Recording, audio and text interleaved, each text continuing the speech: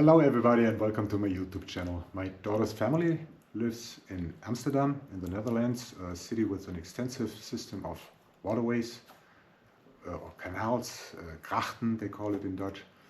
And in order to enjoy those waterways and to navigate them, they bought themselves a little motorboat, a Silver Yard 525 model. I thought their 2.5-year-old son, my grandson, should have his own little boat, and I decided to build a scale model 1:25 of their boat for him as a toy.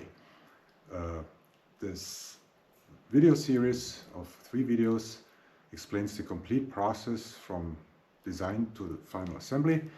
The first part, this video, part A, covers the design and the CAM or manufacturing process in Fusion. The second part then shows the manufacturing process and the CNC milling of certain parts. I cannot show the fabrication of all parts. The model has over 50 parts. It would be too extensive. And then the last part finally is the assembly of all parts to get a complete model.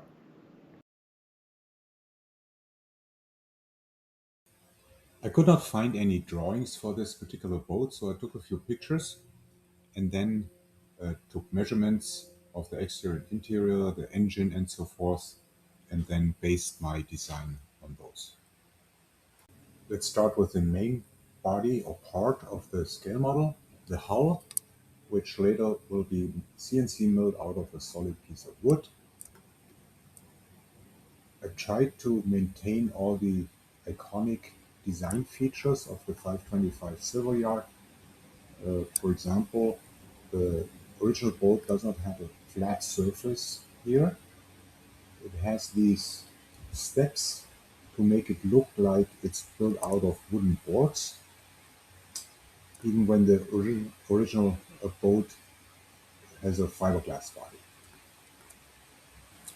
Creating the outside shape or the curvature of the hull was a bit of a challenge. I started with utilizing Fusion surface functionality, but that didn't go very well. Then I just switched to the loft command. And one of the problems with surfacing were actually these steps. So what I did is I sliced the whole body in different pieces and then used the loft command, and at the end I stitched it together to get the final shape here.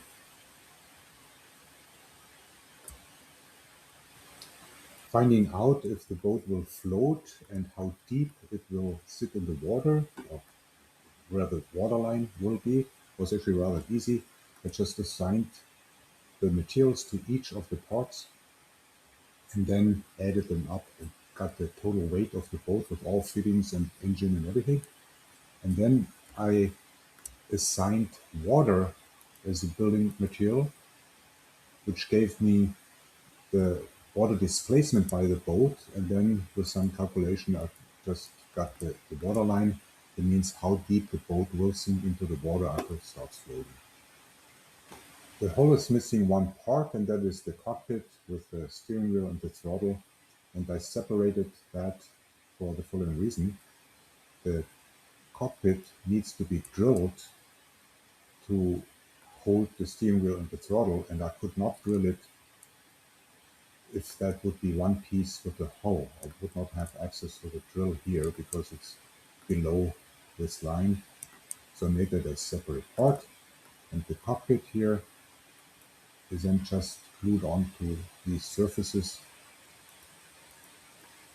Also at the bottom, I have this little contour or cutout to hold the wooden floor later. Here is the wooden floor. I cut that out of teak veneer, and again, to have this surface pattern, I just burned that in with my laser cutter with a very low power setting. Same is true for these 2 steps. Here we go. Same procedure, teak veneer cut out with a laser cutter and then burned in these surface features. Then we have the map cover here, and map cover and cup holder. I could have glued that in, of course, but I fixed it with two tiny stainless steel screws to make it aesthetically a little bit more appealing. The same is true for the lid of the anchor housing, this one here.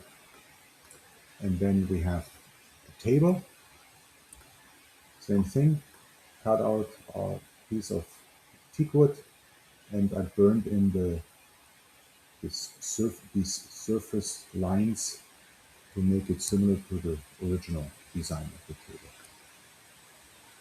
Then we have the cushions. Originally, these are of course made out of brown fabric. I 3D printed them out of brown PLA, not the least to be water resistant. Next is the fender rope, which is attached to this channel.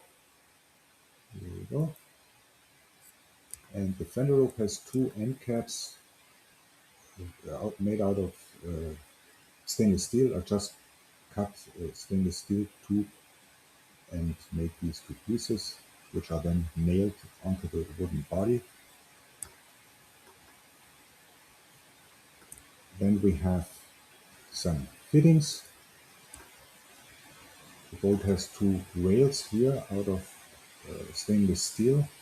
Also not easy to bend those tiny pieces out of stainless steel. It's just 2.5 millimeter in diameter, but it's tough to bend that. Then we have the ladder, which was probably the most difficult part to build. It is tiny, and to bend this in stainless steel, like I said, not easy. The ladder then is just pops in here and then is screwed to the hull with this, with the bolt through here. The fenders are 3D printed out of blue PLA, but they're very light. They're tiny pieces, they're very light, and they would not straighten the rope between the fitting and the fender. So what I did is I just added some weight with a piece of brass, which slides into the hollow fender to give it some weight. And then the final part for the hull would be the outboard engine. The first part of the engine assembly is the stern bracket, which bolts onto the hull. The next part is the engine bracket, which connects with the stern bracket through this axle and allows the engine then to swivel up and down around this axle. Then there is the drive shaft from the engine to the propeller housing. Then there's a small propeller, which is cut out of acrylic on the laser cutter. And on top here sits the engine housing. And this whole assembly here can then swivel up and down and left and right. And in order to prevent the engine to be turned beyond a certain degree, I put a pin through the shaft here, which connects with the inside of the engine bracket and prevents turning it beyond a certain degree. So this is a complete boat with all the parts and fittings and engine and ladder.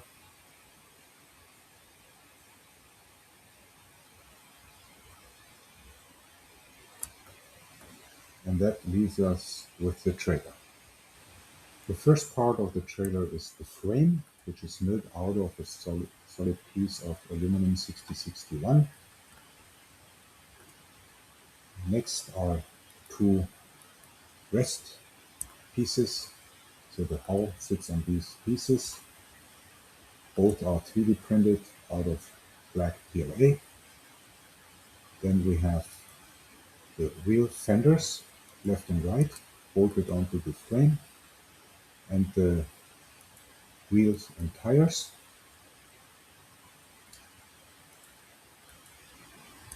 And at the end we have turn indicator lights and the tail lights. All these pieces are cut out of acrylic and then painted. At the front we have the hook, and then we have the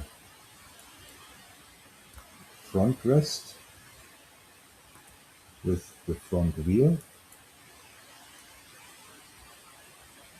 and this piece just slides into this gap and then is held in place with a screw here, and the bolt then attaches with a hook in the front to this assembly here.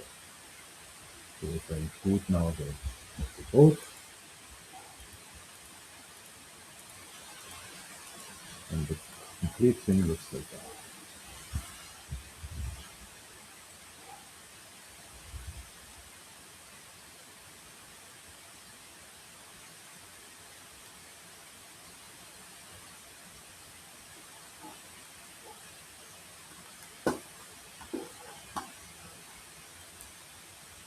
And that is it for the design portion of this video series.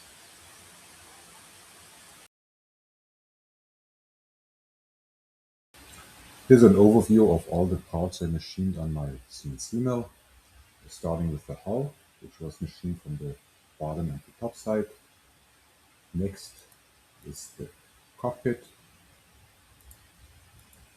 this piece here, and then the steering wheel. I CNC machined the front portion with this whole pattern, which is much easier to do on a CNC machine than on a manual mill. And the backside of the steering wheel I made on the lathe. Then we have the engine parts, starting with the stern bracket and the engine bracket, and then finally the engine housing.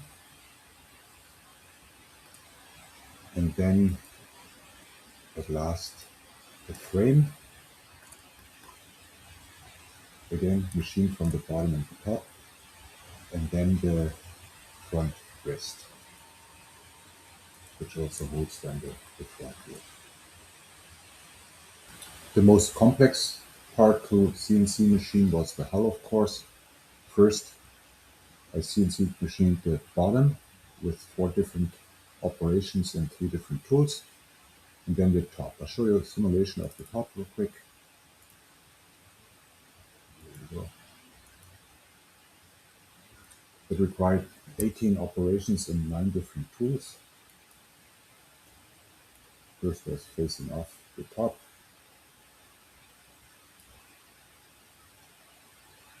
Then with a 3/8-inch end mill roughing out the interior.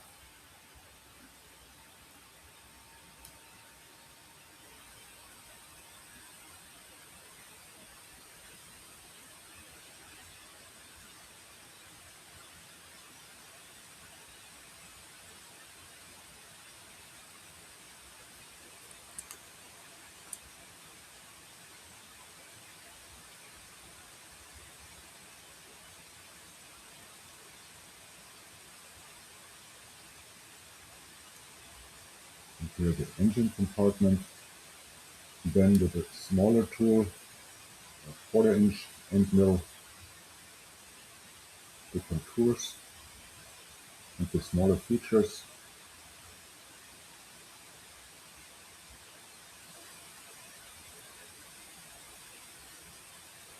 Then the hole for the table,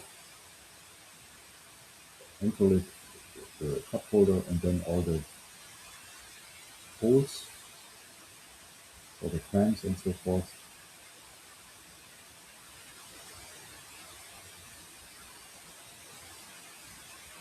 And then chamfering of all the edges.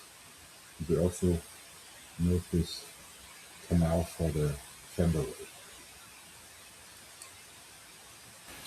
Another interesting part of the machine was the trailer frame. Interesting because it's only about 5.5 millimeters thick. Needs to be machined all around the outside and the inside pockets. So work holding became the challenge. What I did is I prepared stock, drilled 3 countersunk holes in here, and bolted that to a little jig which went into the vise, and that gave me access here to the outside. And the inside I did not mill out all these pockets, I just created slots, and when I was done I flipped the part over and then just faced it off and chamfered it, and that was it. So the first operation was of course facing off the top, then I showed quick separation of the frame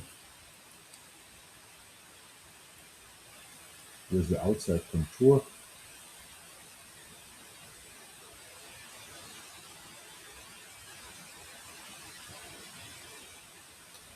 Then I drill the holes, which later hold the wrists. And then, like I said, I just slotted these pockets.